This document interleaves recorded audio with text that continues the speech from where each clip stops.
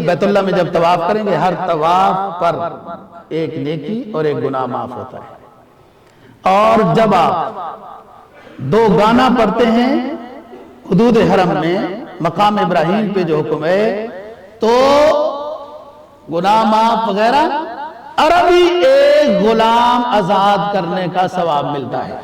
मैं पहले बता चुका हूं, गुलाम को आजाद करने का सवाब यह है कि गुलाम की नाक आजाद, कान आजाद, मुंह आजाद, पांव आजाद, सब कुछ आजाद हो गया ना जी।